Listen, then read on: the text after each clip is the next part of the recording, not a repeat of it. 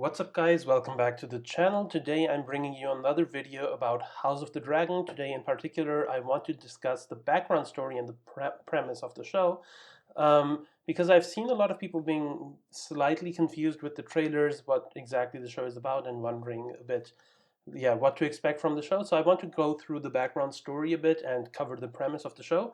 So I'm going to give you some, I wouldn't say these are spoilers for the show, but I would say they're spoilers for the background story. So there are some things here, obviously, that will get revealed throughout the show, but most things that I'm going to talk about here, especially in the first section, won't be things that we'll see on the show, but will be things that have happened in the past that will give you some historical context about what is unfolding on the screen in House of the Dragon. And in the second section, where I will discuss the premise of the show, there will be some mild spoilers for the first few episodes of season one, so I can explain a bit what the show actually is about. I will give you disclaimers when I go into each section, so you can tune out if you don't want spoilers for the first few episodes when I go into the premise. But for the most part, this is spoiler free. And my main source for this video is the book Fire and Blood by George R. R. Martin. Obviously, that's the book that House of the Dragon is adapting, but the way Fire and Blood is structured, it's a historical book that covers the first 150 years of the Targaryen rule. So this show picks up actually around 100 years after the Targaryens start their reign in Westeros. So we have a large section in Fire and Blood before what this show is covering. So that's mainly what I'm sourcing this video on. And some things that need to be said about Fire and Blood is that it's not a traditional novel. It's written as if it's a history book that is existent in the universe of A Song of Ice and Fire. So it's written like it's written by a maester, um, a few hundred years after the events that are unfolding. So there is a bit of a question about the reliability of the information there, because we see the information laid out in historical context. We aren't inside these characters' heads. We don't see them at the time of these events.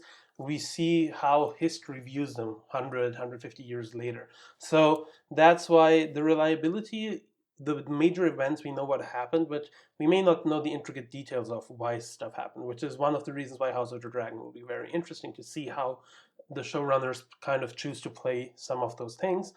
And then another thing is the extent of information. So in this particular book, we don't have all the information about the small details. So we know the large events that are happening, but we don't know the character dynamics necessarily that go into each decision. We don't know the character motivations. We know how people view them historically speaking, but we don't have an exact insight into how these characters were feeling, why they did the things they did. So again, there is a bit of a question mark there whether the things I will be talking about, whether they occurred the exact way that the history represents them as, or if there was something more happening. Again, an interesting point that will be seen in House of the Dragon, how they play that. And one more thing that's important to note is the historical bias that goes into this. Because the way this book is structured, for each event we have some sources that basically deliver us the information we have. So specifically for the period that we are covering in the show, there are three main sources that are actually telling us the story, and we often see that the versions that these three sources tell us are different, because sometimes it's like each source has their own bias because they were involved in the things, and sometimes it's misinformation, or it's just historical bias, that something that happened one way is maybe delivered in another way in history. So those are some caveats. So some of the things that I will be covering here, they might not be exactly the same in the show. They might show us a bit of a different version, but for the large events, it should kind of be the same. So yeah, if you want more details regarding all of this stuff, you should for sure read Fire and Blood if you want. Obviously, if you're okay with being spoiled for the show and watching it as a book fan, because Fire and Blood, it's very good. I would recommend it. So yeah, but so much for that, and let's get into what the show is about. So the first thing I want to talk about is the conflict in general.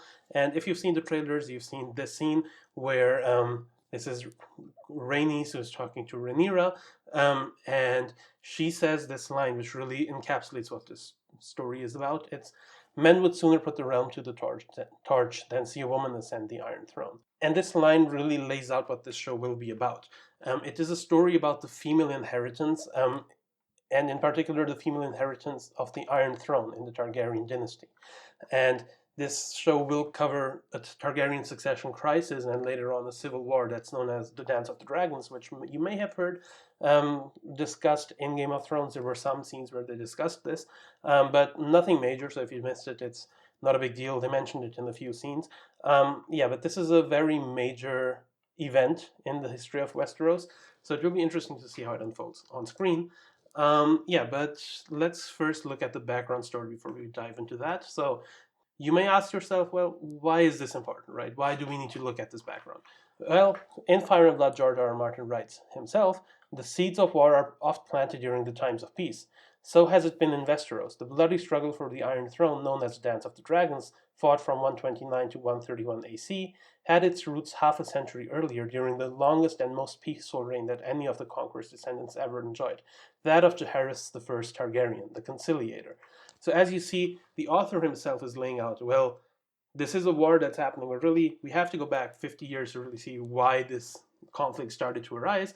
And I would argue we actually can go back even more, like 50 years. So basically, in this particular reign of Jaehaerys, the direct conflict starts, but really this is an issue that's been brewing for longer. So what I'm going to do is we're going to go back to Aegon the First and look at how this whole thing developed. And what we're going to look at, so why it's important, is it will give us some historical context for why this conflict is happening, why it's happening especially in this time, and then it also informs the character motivations. So if something happens in history, if there is some precedent from history that kind of informs what characters expect, it kind of gives us a view into why certain things are expected, why certain characters behave in certain ways. So that's important to see kind of why certain characters act in certain ways, and it's fun. I think the background story in Fire and Blood, it's laid out very well. It's a super interesting read. It can be somewhat dry if you're not super into like the lore itself, but I think it's super interesting. So yeah, I would recommend it, and yeah, so it's fun. I want to go over it, so let's look at it now. Let's start with the Conquerors. So you can see here on the right side we have Aegon and his two sisters slash wives. And they are the Targaryens who conquered Westeros, obviously, 300 years before the original Game of Thrones series. Roughly 300 years before that. So, and they conquer Westeros, and Aegon is crowned king. Now, first note, Aegon is crowned king. Visenya, who we see her on the left side with this sword called Dark Sister, she is actually older than Aegon. But despite that, it's known as Aegon's conquest, and Aegon is the one who's crowned king. So this already establishes somewhat about the royal precedence.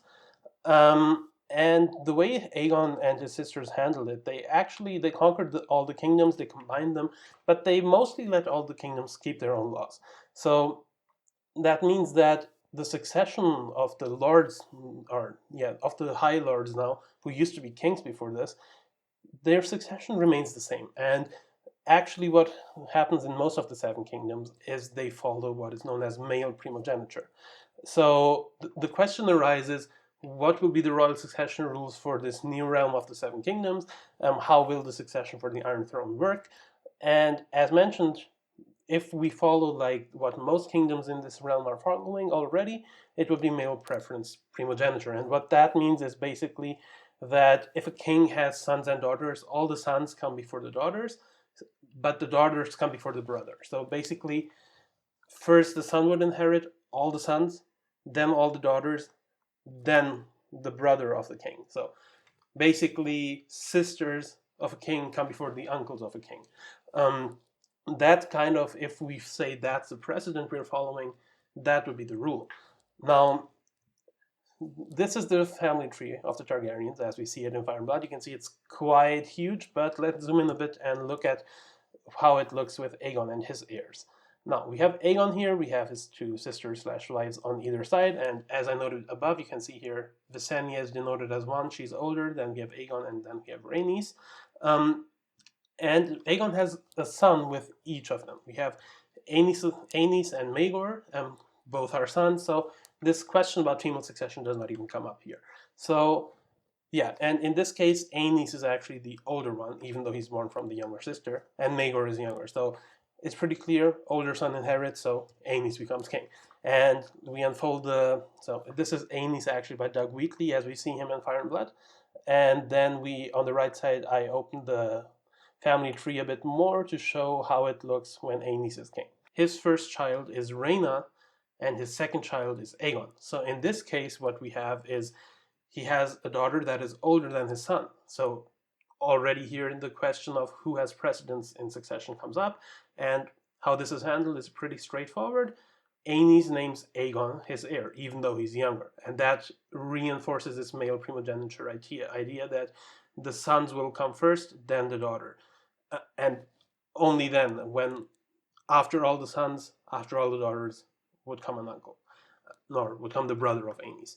So yeah, this reinforces male primogeniture idea, and at this point there is some potential for this issue to rise up, for people to say, hey, maybe Rhaena should be inheriting, but this issue actually never comes up because Aenys marries his two, or he marries his two children to each other. So Aegon and Rhaena get married, so this issue is non-existent. So at this point, it's pretty clear. After Aenys, Aegon would inherit, and Rhaena is his wife, so really she doesn't really have a claim because they would either rule together or it would be clear that they're one, basically. So their claim has been combined at this point. But what actually ends up happening is when Aenys dies, and he dies at a very young age, his brother Maegor ends up usurping the throne, even though Aegon, who is Aenys' son, was the true heir. So at this point already, Maegor is the first person who is usurping the throne, who's going against succession laws, and he is crowned king. And at this point, it's like, okay, Aegon, who is supposed to be king, he's known as Aegon the Uncrowned, he's fighting for the throne, and there is this first like real war for succession in Westeros, and this is when we first see a real Targaryen versus Targaryen dragon battle, because Maegor has Balerion the Black Dread, and Aegon has his own dragon named Quicksilver, and as you can see, this is a war that is a bit lopsided because Maegor has a much, much bigger dragon. So what unfortunately ends up happening is that Maegor kills Aegon, and yeah, so this basically means that Maegor is now the king. And if you've heard anything about Maegor, you'll know he's known as Maegor the Cruel. He's a very tyrannical ruler, one of the first mad Targaryens, and yeah, so he is basically tyrannically reigning over Westeros for a few years. What ends up happening during his reign is basically a lot of the lords start turning on him. A lot of the lords start thinking that there should be a different king. And Maegor doesn't have any children either, so really, to look for his heirs, we have to look back and Aenys' children. And what ends up happening is that a lot of people are starting to rally around Aenys' third son, who is Jaehaerys the First, here. And yeah, so basically what ends up happening is Maegor dies and Jaehaerys becomes king. Um, and in this case, Jaehaerys is the one that people are rallying around, but he again has an older sister who is Rhaena, and Rhaena and Aegon actually also had two daughters. So again, here the question of who should inherit first. Should it be Jaehaerys, who is the younger brother? Should it be Rhaena, who is the older sister? Or should it be Rhaena's children? Because again, Aegon was actually supposed to be Aenys' heir, so if we follow the male primogeniture line, his daughter should come before his brother. So technically, his Aegon and Rhaena's daughters should be the heir, and actually Maegor named Rhaena and Aegon's daughter his heir. But what ends up happening is that Jaehaerys takes the throne, and Rhaena actually supports Jaehaerys, and she doesn't press her own claim or her daughter's claim at the start of this. So really, there is potential for this issue to rise up, but people basically combine against Maegor, and Jaehaerys ends up becoming king, and again, this issue doesn't come up. So this leads us into what was mentioned in that quote by Martin before. We get into this long reign of Jaehaerys I and his wife Alysanne.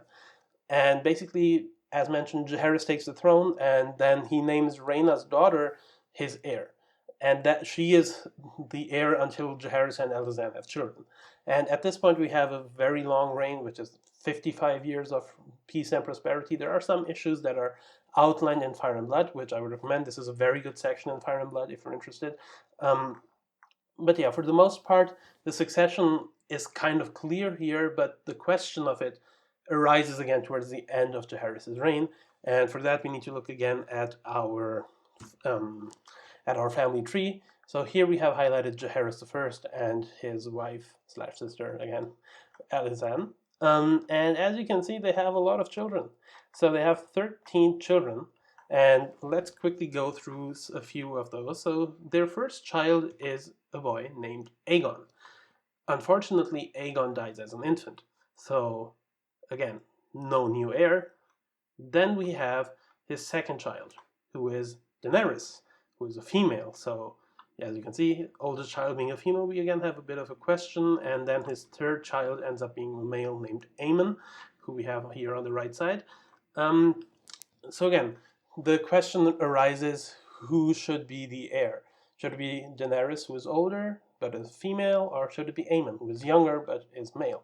And this is where this issue really first starts boiling, where Jaehaerys wants Aemon as his heir. So he wants to follow this male primogeniture rule, but Alysanne wants Daenerys as the heir.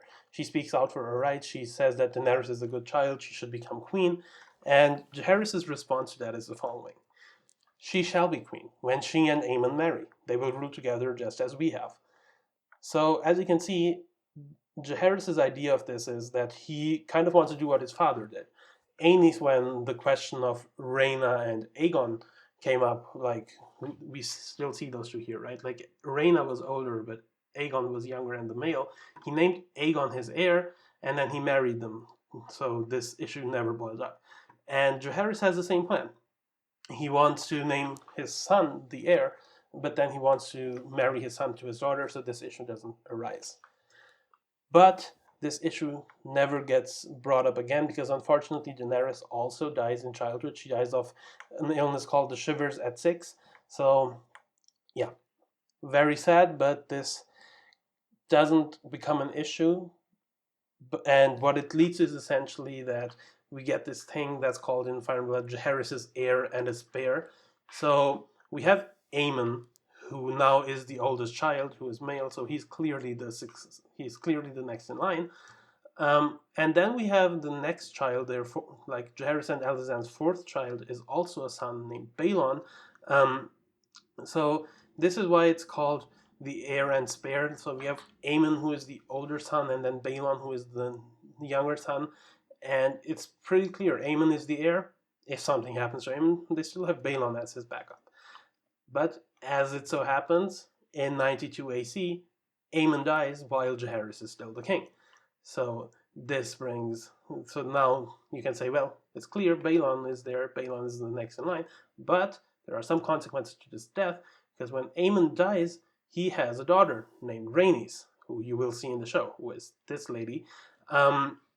At this time, she's a bit younger than here. So Aemon has a daughter, Rhaenys, and Rhaenys at this point is also pregnant with another possible heir. Now the question here arises, who has precedence in succession? Is it Jaehaerys' older son's daughter, so his granddaughter, or is it his younger son? Now again, if we think about this male primogeniture line, if Aemon became king, it would be clear that his daughter would come before his brother. But now that Jaehaerys is still king, there is a bit of a question like, do we go to Aemon's line, or does Balon become the heir? And what ends up actually happening is Balon just straight up names Balon his heir. And yeah, we can see them here. This is the moment where he's named heir. And Rhaenys and her husband, Corlys Velaryon, who we will also see in the show, they are quite unhappy about this, because they feel like not only did Jaehaerys pass over Rhaenys, but also, as I mentioned, Rhaenys was pregnant, and they argue that she may have a son. So Jaehaerys also passed over their possible son for the throne. So this really creates some tension. So this whole issue of the female claim starts arising here, and this is actually the point why that was mentioned in that George R. R. Martin quote, that this is where the seeds of war are planted, really. This is where this issue of female inheritance really starts boiling. And we actually get Queen Elizan, who speaks out against her husband's decision, and this is what gets later known as the Second Quarrel. So in this large time of peace and prosperity, Jaehaerys and Elizan have this falling out, which is already their second falling out. And this is something that in Fire and Blood, apparently Elizan said to Jaehaerys: "A ruler needs a good head and a true heart. A cock is not essential. If your grace truly believes that women lack the wit to rule, plainly you have no further need of me."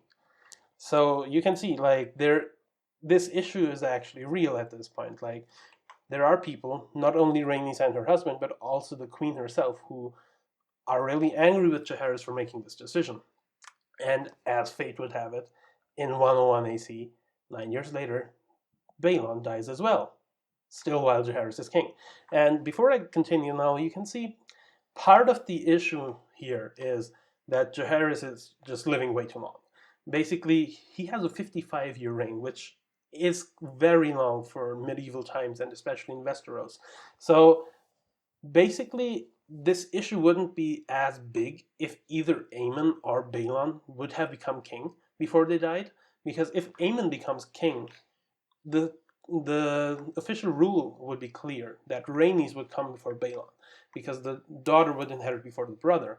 And if Balon becomes king after he's named heir, then this issue is also clear, because then the royal succession line would become his line, and he has children, so his children would get the claim. But Jaehaerys is still alive, and at this point, his heir and his spare have both died, and as I mentioned, he had a lot of other kids, but for one reason or another, either due to death or because of other reasons, his other children can't inherit. So what we end up with is this. We have Jaehaerys, who would be here at the top of this thing. So we have 4 of his children who end up having children of their own. So we have here Aemon, we have here Balon. And as mentioned, now the question is, who inherits? So first we have Rhaenys, who, again, she had a claim when Aemon died. Her claim wasn't listened to. Balon was made heir. Now her claim again becomes a question. Should she become queen? But at this point, she also has children of her own. So the idea is, if Rhaenys, because she's a woman, can't become queen, well, she has a son named Laenor.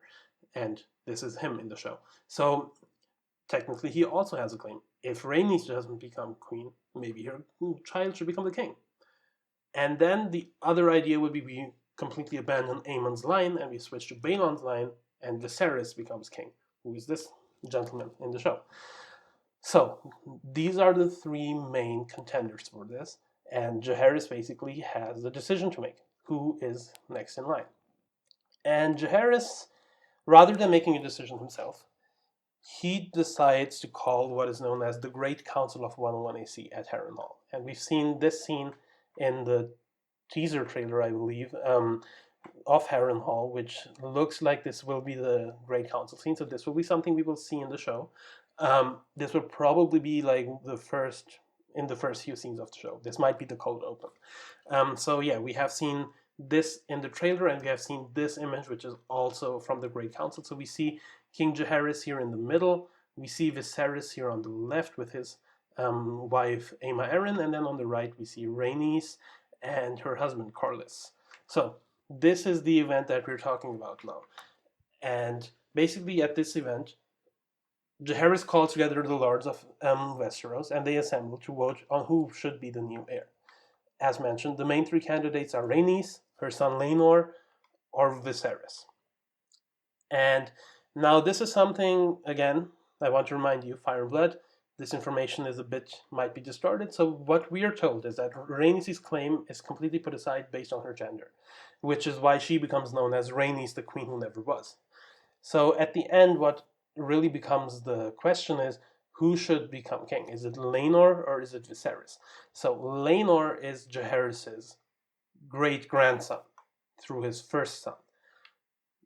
Viserys is his grandson, but through his second son. So the question is now, who actually becomes heir? And what we are told is that Viserys is chosen in a landslide, but the official vote is never revealed, We're told that it's like 20-1, but apparently the official vote was never revealed, which is a bit fishy. But the outcome of this great council is that Viserys becomes king by quite a margin. Um, and because of this vote, actually, Corlys and Rhaenys accept it. They're not happy about it, but they accept this decision. Now, the question about this now is, how important is this decision for the law? Because now a lot of lords of Westeros, they consider this decision an iron precedent, as it's called in Fire and Blood, that that the royal succession cannot go through the female line. So not only are females not able to inherit the throne if another male option is there, but also their own male descendants can't inherit the throne if there is a male line contender. So you can see there is a question mark. Is this a law? Is it the precedent? But the de facto, the thing is, a lot of people consider this as a solid precedent that this is now the new rule. So as you can see, this is a very important event, an event that will probably be used to frame the whole show, because this really is where this whole question gets its first answer. And now I quickly want to go back to where we started at the beginning, which is again this picture and this quote: "Men would sooner put the realm to the torch than see a woman ascend the Iron Throne," which is said by Rhaenys, the queen who never was. And she now has been passed over for the throne twice. So this makes a lot of sense that she, for whatever reason, is saying this. So yeah, this is really the conflict of the show. This will be the frame narrative, and as you can see, the background story really informs why all of this happened. And now we're moving into what is the premise of House of the Dragon. So the next section will have some spoilers for the first few episodes of season 1. So if you don't want to get spoiled on what happens after the Great Council, which is probably the first thing we'll see, yeah, you can turn off now.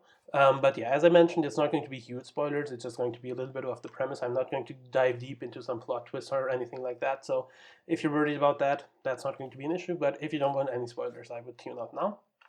So let's look at what happens after Jaehaerys dies. Jaehaerys dies in 103 AC, and King Viserys becomes king. So yes, Jaehaerys' reign ends, and we have a new king who is Viserys, who we've seen in the trailer here. So, and now the question becomes, who is Viserys' heir? So when Viserys becomes king, this is the situation. Viserys, who is the king at this point, is married to Aemma Arryn, and they have a daughter named Rhaenyra. But because of the Great Council of 101 AC, it is presumed that she cannot inherit, because as I mentioned, there seems to be this new precedent that the female doesn't inherit. So before the Great Council of 101 AC, actually, Rhaenyra would be the heir, because she doesn't have any brothers. The brothers would come before her, then she would come, and only then would her uncle come.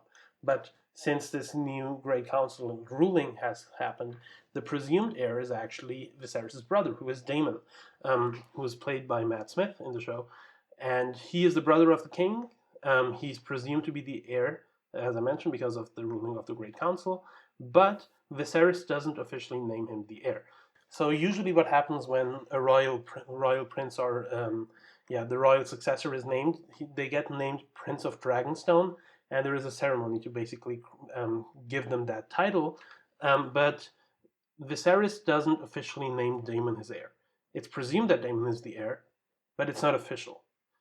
And the reason for that is that Viserys is actually hoping to get his own son and to name his son the heir. And he gets a son. His first son, unfortunately, dies in childbirth.